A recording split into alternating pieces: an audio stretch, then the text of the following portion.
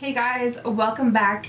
Today I have a review and swatch video to share with you, and I'm going to be showing you my collection of the Clinique Cheek Pop Blush Pops. Overall, just jump right into the bottom line. I really love these. They do sell for $21 each. You do get 3.5 grams with each product or each blush, and there are 12 shades to choose from. Now I do have 9 of those 12 shades to share with you. These do claim to be long wear true colors, so what you see in the cheek color is what you get on the cheeks. I do find that to be true. I do think that they're long wear. They don't really fade significantly throughout the day, and I think they're really easy to work with. They're not powdery whatsoever. They're actually really silky smooth. Like when you touch them and when you put them on, they're supposed to be virtually powderless, and I definitely have to agree with that.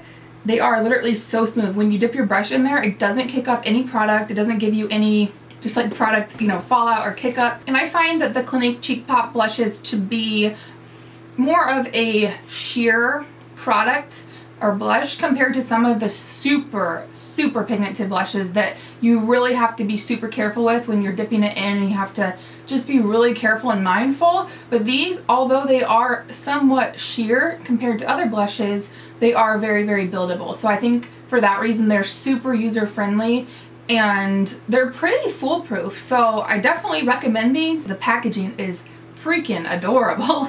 It's this little clear hard plastic. Is it plastic? What would that be? What I really like about these is the fact that you can use them over and over again and they still look beautiful. Like, it doesn't take away the crevices of the beautiful little flower on there. It stays really looking like a brand new product time after time. So that's really cool that it stays looking gorgeous like a beautiful flower.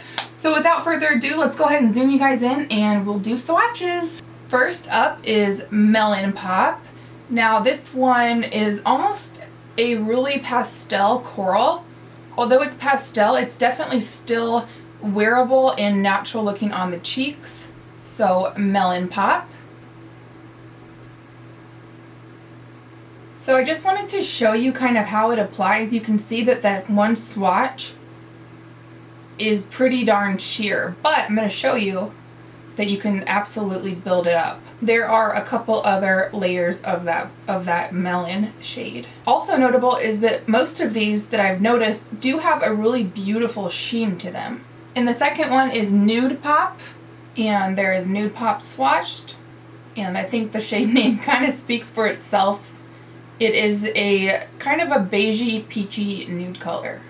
Next up is Fig Pop, and as you can see, it is kind of a dusty rose, but it has almost like a red, not a brick red, but kind of almost a terracotta kick to it. There is Fig Pop swatched right there, third one down, and as you can see, hopefully, it does have a really interesting, almost that terracotta shift to it, so it's really pretty.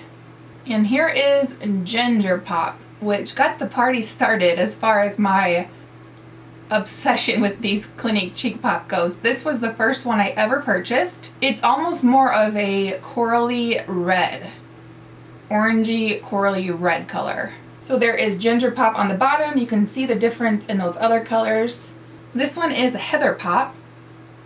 I would say that this is a your lips but better shade, but your cheeks but better. I mean, maybe not everybody flushes that color, but it is a really neutral. It's essentially just a mauve with a little bit of purple in it. So there on the bottom is again Heather Pop. And here is Rosy Pop.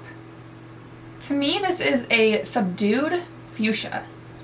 It does have a nice blue base to it, but it's definitely very wearable, as all of these are. On the bottom there is again Rosy Pop. And you can see the difference between that one and the one before, which was Heather Pop. They look really similar in the pan. They look kind of similar in the pan. But you can tell that that Rosy Pop is more of a blue-based fuchsia, as the, trying to get the name straight, Heather Pop is definitely more subdued mauve. This one is Plum Pop. And out of the ones that I have, this is going to be the most Barbie doll kind of blue tone, bright, hot pink. even though it's not super wham bam in your face, it is probably the brightest, boldest one that I have. And there is Plum Pop on the bottom swatched. Definitely more, leaning more towards the purple family than the pinky reds as the previous two. So Plum Pop. This one is Berry Pop. And to me this is more of a raspberry. And it does have a little bit more of a reddish pink to it than anything. There is Berry Pop on the bottom. Definitely, yeah, leans more reddish pink, especially compared to the previous one, to this one, which was the Plum Pop. And last but absolutely not least is Cola Pop. This was the one that I was super intrigued by and most excited to try just because it's so unique. It's like a black cherry. Alright, so on the bottom there is Cola Pop, and that is actually only one swipe. So from what I've come to find, the darker the colors, the more pigmented that they seem to be. Alright guys, so those are the swatches, and there is my mini review of the Clinique Cheek Pop Blush Pops. Please let me know if you have any of these products, any of these blushes, what your favorite colors are, and I just love to hear your guys' thoughts. Thank you so much for watching, and I'll see you guys in my next video. Bye!